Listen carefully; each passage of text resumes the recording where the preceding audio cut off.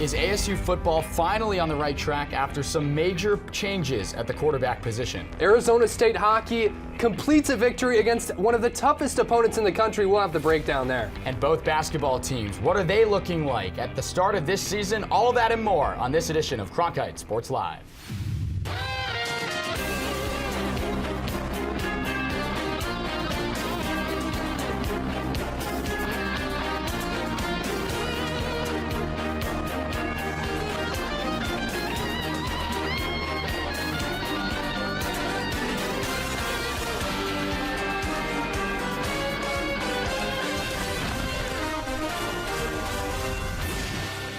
Hello, everyone, and welcome to this week's edition of Cronkite Sports Live. He's Ethan Tuttle. I'm Matt Venezia. Ethan, another game for Sun Devil football against a ranked opponent. I mean, Sean Aguano is getting a full scoop of this thing against these ranked teams. It certainly seems like it, Matt. I mean, first you had Washington come into town and then a slew of other tough games. Finally got that victory against Colorado, but Elijah Badger, Trenton Bourguet looking solid. And with Emery out and Trenton in, seems like the right decision from the coaching staff. But for now, let's go ahead and head to a breakdown of everything happening on the field with Jake Seymour. Interim head coach Sean Aguano took over play calling duties last week, making multiple changes to the offense. In addition to an up-tempo offense, Aguano named Trenton Bourguet the starting quarterback, which served Arizona State well in its 42-34 win. Colorado's game plan was simple: disrupt the Sun Devils' passing game by sending pressure to Bourguet. Here you can see Colorado send a blitz down the middle. Bourguet sees the linebacker coming downhill and dumps it to Xavier and Valladay in the flat, giving Valladay enough room to move the chains. Now the Buffaloes get fancy in their blitz package. Instead of sending pressure from the front seven, the defense opts for a nickel blitz, allowing Bourguet to find Messiah Swenson over the middle for a first down. The Sun Devils were able to use their tight ends to their advantage, which was crucial in their victory. Once again, the defense sends a backer to the pocket. This time, Bourguet recognizes the safety playing 10 yards away from the line of scrimmage, allowing him to find Brian Thompson for another first down. In a pre-snap read, Bourguet sees linebacker Quinn Perry mistime his step with the snap, signaling a blitz. The defense is in man coverage, which forces them to put a smaller defender on tight end Jalen Conyers. Bourguet recognizes this and challenges the one-on-one matchup, resulting in a 26-yard completion. This is where Bourguet's understanding of the offense takes ASU to another level. Here, Bourguet is looking for Swenson. The play is designed to have Badger block Swenson's defender, but Badger is late to the block. Bourguet reads this and holds onto the ball for an extra second, allowing Badger to make the play. Bourguet's ability to field pressure will be tested this weekend against UCLA, as the Bruins are a blitz-heavy team. For Cronkite Sports, I've been Jake Seymour. If Bourguet can continue his Cinderella season, the Sun Devils have a chance against the Bruins. And now Kevin Malater joins us to discuss a bit more about this matchup. Kevin, this UCLA offense is averaging almost 40 points per game. What has been the key to that unit's success? I think you got to start with the two-headed monster that is Dorian Thompson-Robinson and running back Zach Charbonnet. We'll start with the guy known as DTR, their quarterback. He has been so much more effective this season in throwing the football. 17 touchdowns to only 3 interceptions. And that's been the big storyline for this UCLA team. They've been able to throw the ball a lot more effectively because DTR has become a lot more disciplined in the pocket. Granted, he's got a much better offensive line this year, but also the key thing, though, for him is his reads have gotten so much better, which is why you're seeing the much more consistent passing of him.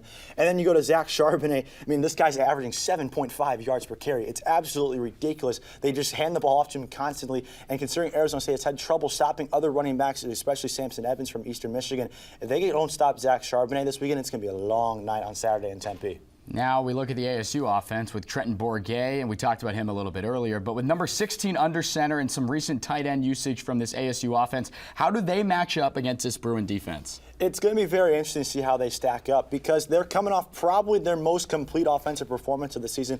42 points against Colorado is the second most points they've scored in a single game this season. But really, Bourguet was the highlight, but I think Valladay is one of those guys who really went under the radar because of his ability to run the football all over the different parts of the football field. And I think that's going to be a big part of the success for ASU offensively on Saturday night is getting X going. Now, granted, it's not going to be very easy considering UCLA has held teams to an average of 125 yards on the ground this season. That's good for 5th in the pack. So the big thing is going to come down to Trenton Bourguet throwing the football, and considering how much UCLA blitzes, they love loading up the box, they love putting on pressure, and considering this will be Bourguet's just second career start, it's going to be very interesting to see how he handles that pressure in a big game like Saturday night. Kevin, ASU currently sits at 3-5, and UCLA is at 12 in the CFP poll that came out a few days ago. Two teams with different end season goals in mind.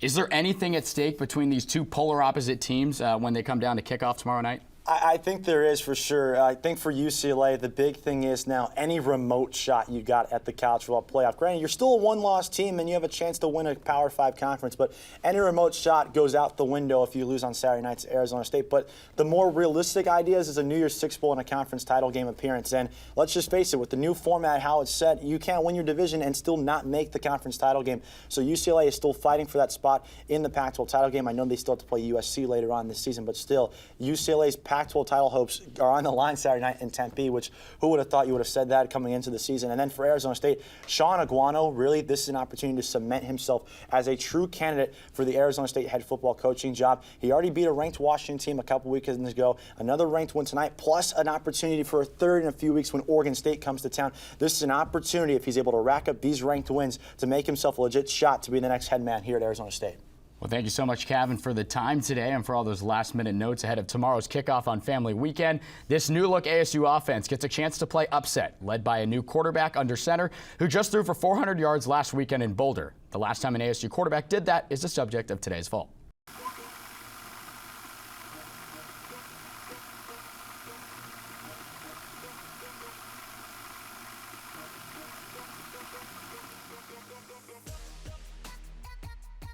The date was September 25th, 2014.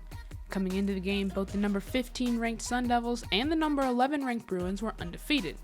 Aside from being the underdogs, the Sun Devils also faced a different obstacle, playing with a backup quarterback.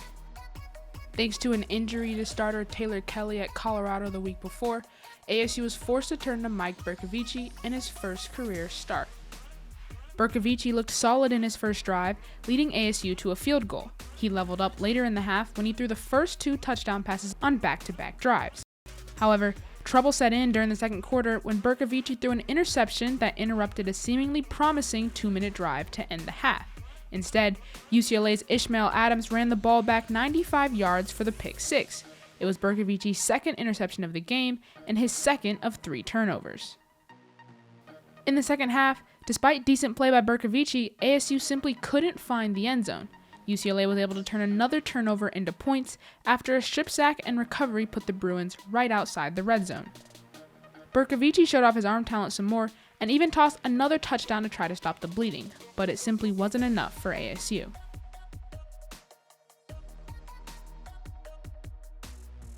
The 62-27 loss wasn't for a lack of trying. In addition to his 3 touchdowns, Bercovici's 488 yards were the most passing yards in ASU history by a quarterback in his first start. In second place, as of last week, is Trenton Bourguet, who threw for 435 yards and 3 touchdowns against Colorado. Despite the loss, Bercovici's start the next week went much better. He threw for 510 yards, 5 touchdowns, and got the win over a ranked USC team. That's the result that Bourguet will be hoping for in his second start when the 12th ranked Bruins come marching into Tempe this weekend.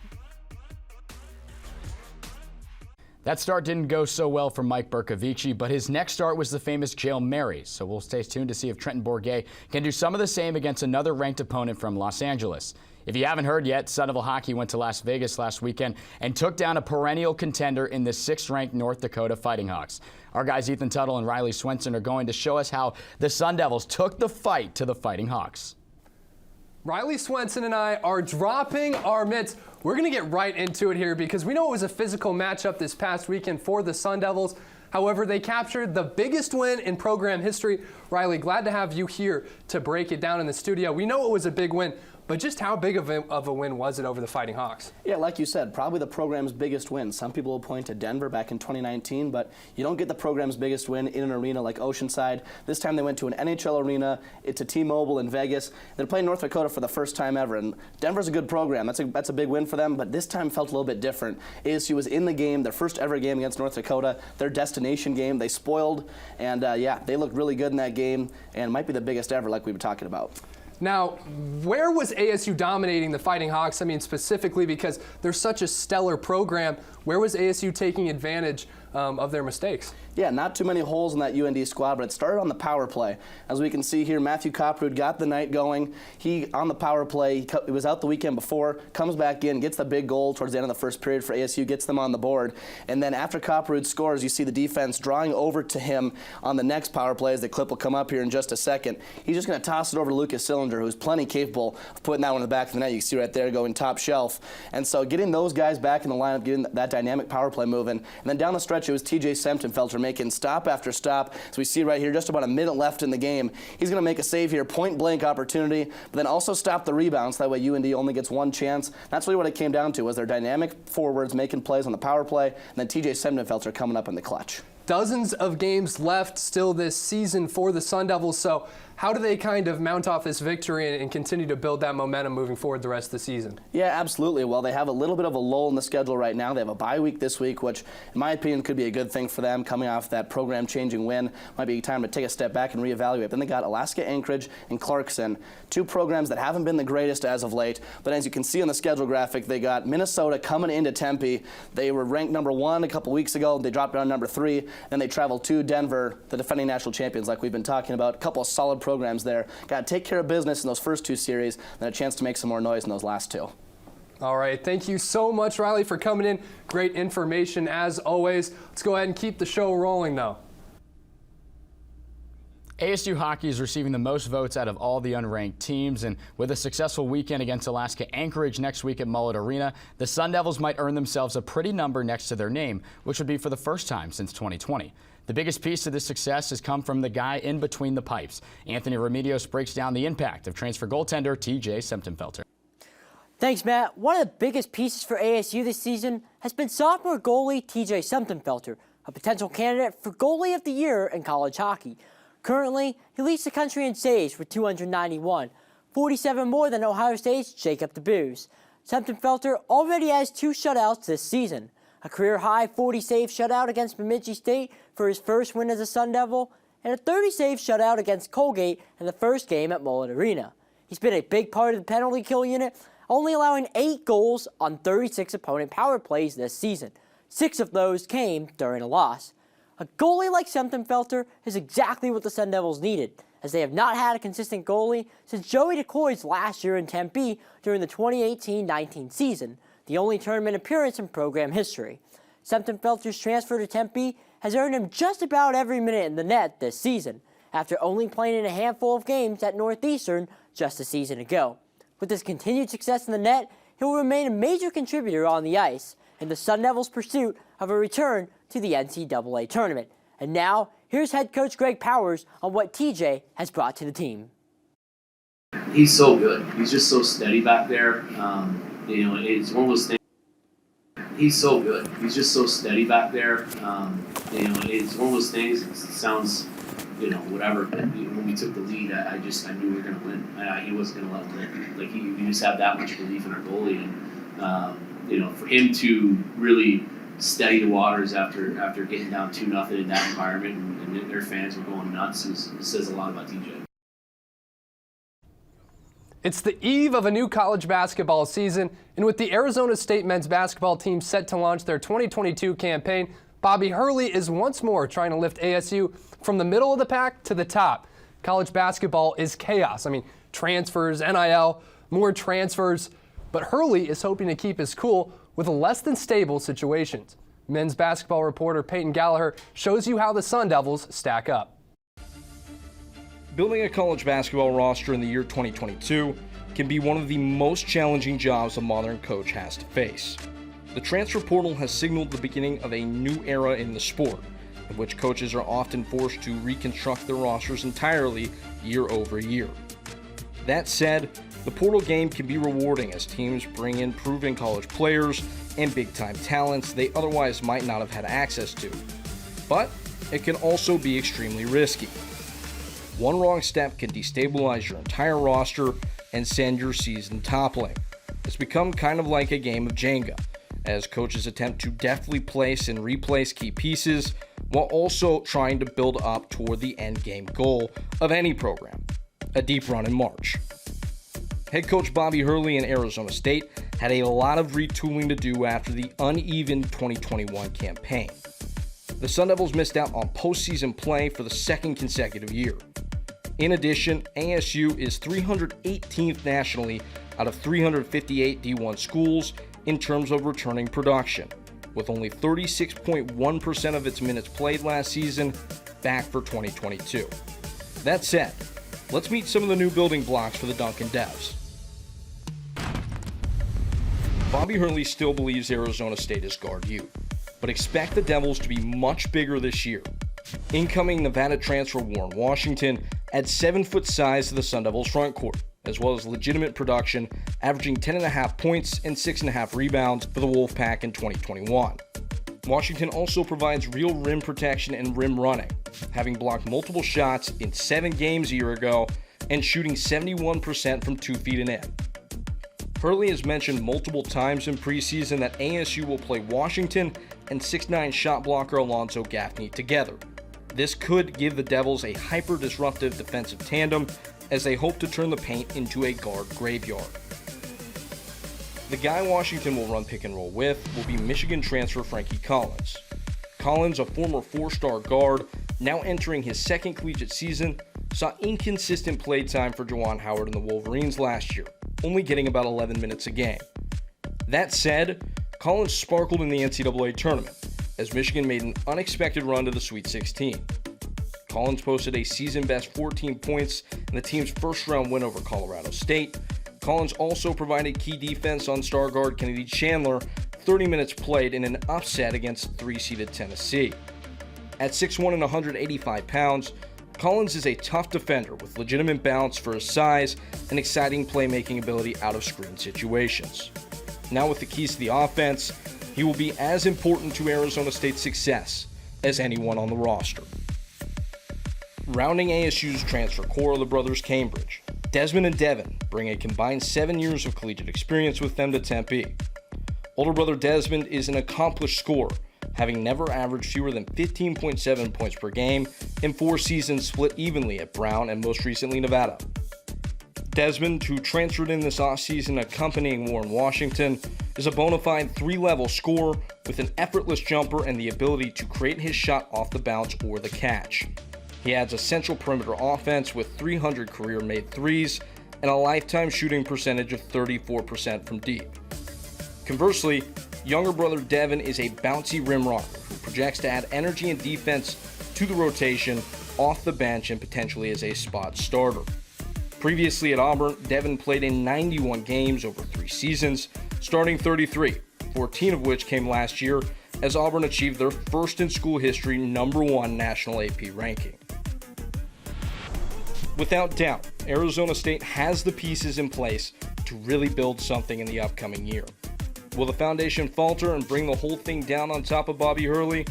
Or will it be the platform he needs to help his program to new heights? Here's a look at the upcoming schedule for ASU men's basketball. As you see, Tarleton State there off the rip November 7th. Then it's going to be NAU, Texas Southern on the road in Houston, and VCU will be in Brooklyn November 16th. The Pac-12 and the SWAC conference is striking a deal for a home-and-home series that will go both ways between the HBCU, SWAC, and Pac-12. Always great to see that. But that's the look at the road ahead for Sun Devil men's hoops. Women's hoops looks a little bit different from the consistent names like Charlie Turner-Thorne and Taya Hansen that Sun Devil fans are accustomed to seeing. We know that Natasha Adair has taken over for CTT, but who else will be taking the court at Desert Financial Arena? Justin Lacertosa examines the new look Sun Devils. Arizona State's women's basketball program has been a powerhouse in the Pac-12 for the better part of 25 years, largely due to the contributions of a recently retired head coach, Charlie Turner-Thorne. The 2-time Pac-12 Coach of the Year led the Sun Devils to 14 NCAA tournament appearances while tallying 3 Pac-12 championships in her ASU career, cementing herself as not only the most successful women's basketball coach in Sun Devil history, but one of the most successful Pac-12 coaches of all time, gives her a lasting legacy in women's basketball. But after a 12-14 campaign just last season, Thorne called it a career after over 2 decades of service. Upon her retirement, the bar was set high to find a successor. The blueprint was laid out by Thorne, and it was now time for the Sun Devils to find a coach that could replicate her success. After hiring coach Natasha Adair, President Michael Crow said the following about the hiring process. And Natasha brings the drive, the spirit, the competitiveness, the edge, if you will, which I think is important. Hire of Coach Adair has looked to be promising due to her early resemblance of Coach Thorne. With 4 different pit stops throughout her career, Adair has racked up more than 20 years of coaching experience while being rewarded with countless accolades from championships to records to personal awards. Adair stressed the value of building a culture and environment for each student athlete to succeed, and on the court, she emphasizes that the team will focus on defense, rebounding, pushing in transition, and scoring in that order. Since arriving in Tempe, Adair wasted no time attacking the transfer portal. Former Delaware junior guard Tyus Skinner and junior wing Treasure Hunt from Kentucky gives ASU 2 potential breakout players. Both showed flashes of their upside consistently at their former schools, but adding them to an already talented Sun Devil core with more opportunity could allow for both to break out of their shells.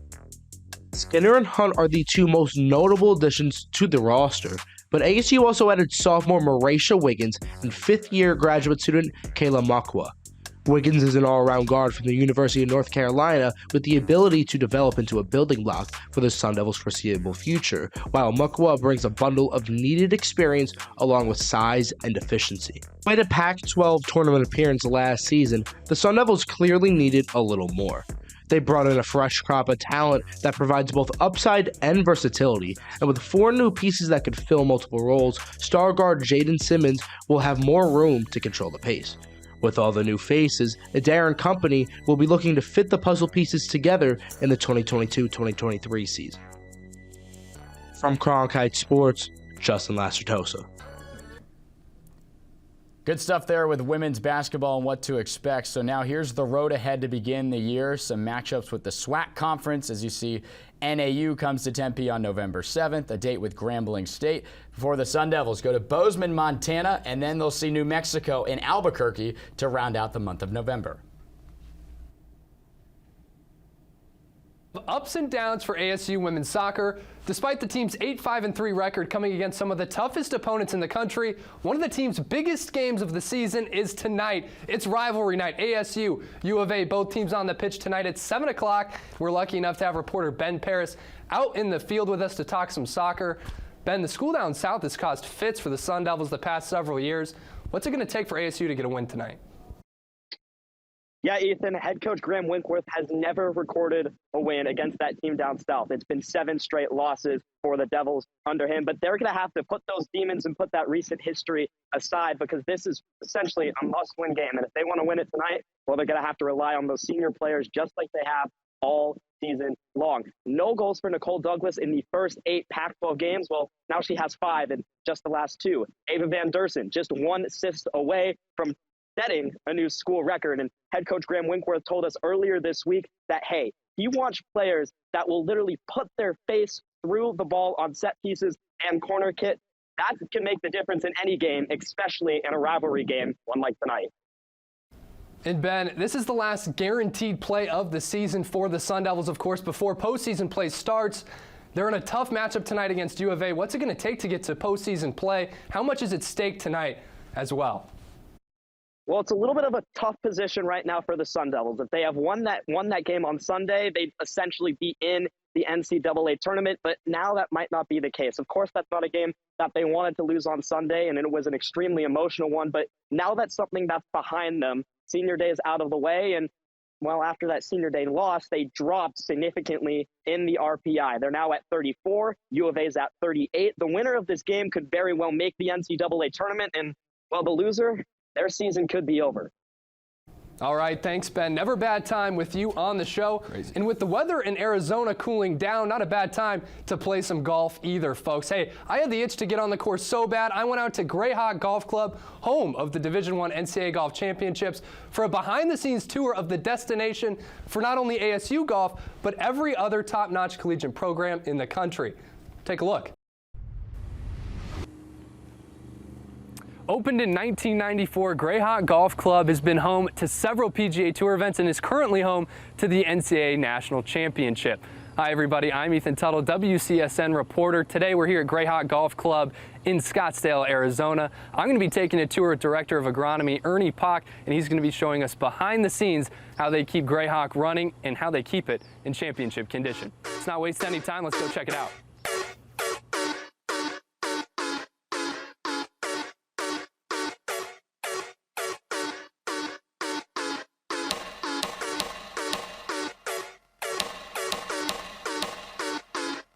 Ernie, thanks for taking the time today. Pleasure, my pleasure. Right now we're on the Talon Golf Course. It looks gorgeous right now, Ernie, but we were just over at the Raptor course earlier. What's the process over there taking place right now? We're just finishing up our overseed practices. That's the changing out of the Bermuda grass, summer grass, back to the winter ryegrass that we play off of all winter long. And today, Ernie and I are going to be just kind of going around, checking out all the daily operations here at Greyhawk and what makes this course so special and how they really keep it at championship condition. With an overseed process happening on the Raptor course, I decided to hitch a ride with Ernie to take a look at the fairway process happening on Talon. So Ernie and I are here on 18 at Talon. You can see behind us there's a bit of trimming going on in the fairway. Ernie, what's the importance of the cutting of the fairway? You know, with golf, it's all about consistency. So we make cutting fairways very consistent. We normally mow fairways about every other day. Very important process is to not take more than a third of the plant off at a cutting. And so that's why we try to cut frequently. As you cut frequently, your density increases on your fairways, hopefully getting us to a spot that we can produce our championship conditions that we do here at Greyhawk. And kind of, are there any differences in the way you guys maybe cut the fairway, some of the patterns you choose to take, or how does that vary on a weekly basis? Yes, turf grass likes to get, well, you hear grain, you hear the guys on tour talk about grain. We change our directions on cutting on a daily basis. It's either we say right to left, left to right, straight. As we get into the summer months where the Bermuda grass doesn't stripe up as well as our ryegrass, which is what we're on right now, we'll just mow in circles. Make a pass, follow it around, and we'll just make it smaller, smaller, smaller. But through the winter months, when we're trying to create the product we're trying to create for our guests coming into town, it's always striping. And let's say like today's Thursday, Saturday when he cuts this again, he's going to cut on the same line as he did the day before. So we call that burning in the lines.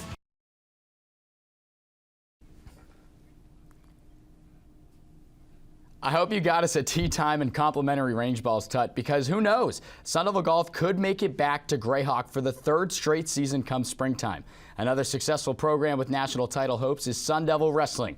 And with inter-squad meets taking place tonight, it's a good time to show you Jack Bartlett's feature piece on Colton Schultz. Oh my goodness, once again the tag coach. Oh my God! Nothing yet. Finish. His great heavyweight wrestling coach. Oh, and Schultz gets two.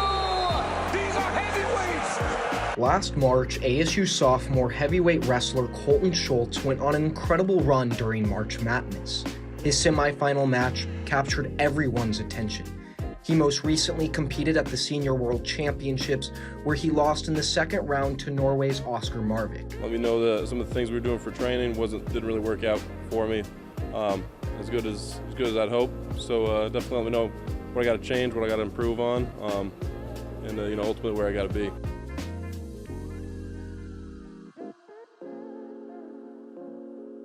After losing the final, it was pretty buttered, but then we started. One of the coaches mentioned that I might have gotten myself an award with my pins. I was pretty excited about it. In high school I pinned everybody.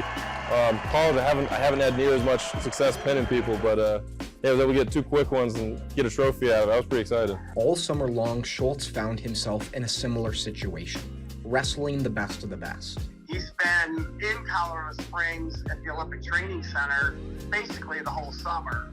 So that's given him the opportunity to train exclusively in Greco-Roman and have partners that are there that are, trying to accomplish the same goal he's trying to, be the best in the world in Greco-Roman. In September, he competed at the Senior World Championships for his second straight year.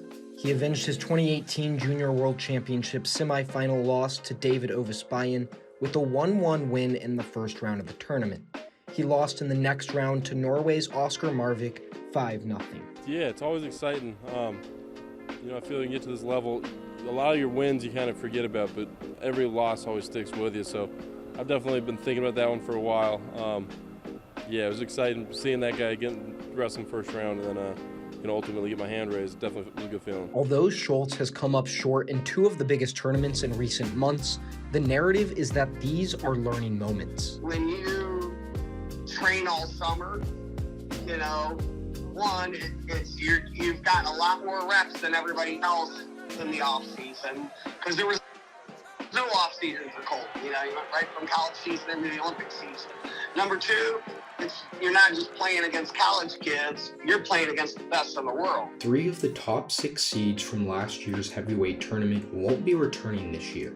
In addition, Schultz will return to heavyweight as the highest seed from last year's tournament, and the next highest returning seed lost to Schultz 14-8 in the 2021 NCAA tournament. Yeah, I mean, it's always great beating those guys. Schultz is already very decorated.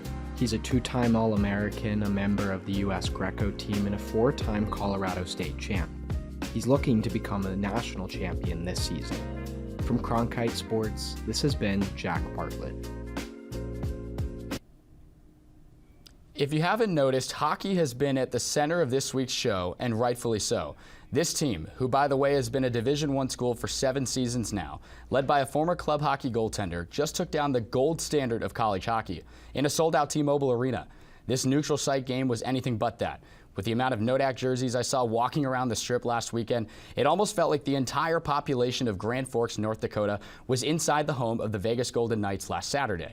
UND, the same team that has 22 Frozen Four appearances and 8 national titles. The program Arizona State wants to be was held to just 6 shots on goal in the 3rd period by a team that isn't even a full season removed from playing its home games at a place that wouldn't even house youth hockey in North Dakota. Speaking of home games, Mullet Arena, the same brand new 5,000-seat beauty that has been in the works since Don Mullet was watching his son play club hockey at ASU a few decades back.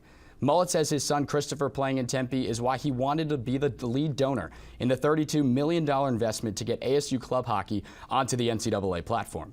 The facility Sun Devil hockey has now rivaled the Bostons and Minnesotas of college hockey, so much so that Coach Powers doesn't have to feel embarrassed of showing his recruits the shoebox the team once played in. So where do we stand now? I'll call on this line from Field of Dreams. If you build it, they will come. The fans will fill Mullet Arena. They already have. Over the past 2 home series, student tickets have sold out just a few hours after being released. Just give the fans something to cheer for on the ice. And I know it's still early in the season this season, but with Minnesota, Boston College, and Minnesota State still to come, you have to think that that win against Nodak shouldn't be taken lightly. And as Coach Powers said, it was a benchmark win, one that could change the trajectory of this program for years to come. And that's the way it is. Moving right along to our top plays after all of that, we're going to go to the gridiron in Boulder. Trenton Bourget, first start as a Sun Devil, airs it out to Jalen Conyers. He had 3 touchdowns in the game, Ethan. Tight end involvement is improving in Tempe. Absolutely. Fun to see the tight end starting to get involved in Jalen Conyers. So expressive out there on the field. Let's take a look at a wide receiver, though. Number 2 is for number 2, Elijah Badger. I was talking about him a bit earlier. You're going to see him break several tackles right here, as he's one of the top 10 receivers in the country, according to PFF stats. Man, what an effort there by Elijah Badger. Pretty good stuff, but number 1, we found another way to get hockey back into this show. ASU down 2-0 early on in the first period, mounted 3 unanswered goals, and this one, the biggest one of the season, by the transfer from BU, Robert Mastro Simone, and a little Fighting Hawk celebration to go along with it. It was a crucial mistake by UND on the blue line that set up this amazing chance for Mastro Simone. You see him do a great job just protecting the puck right there, and a great bury, probably the biggest goal in Sun Devil men's hockey history. Matt, that just about wraps things up here in Studio 6. We'll go ahead and put a bow on it. Thanks once again for joining us here for Cronkite Sports Live. And a huge thank you to everyone involved in what goes into this show. For now, that's Matt Venezia. I'm Ethan Tuttle, signing off for the weekend. Oof.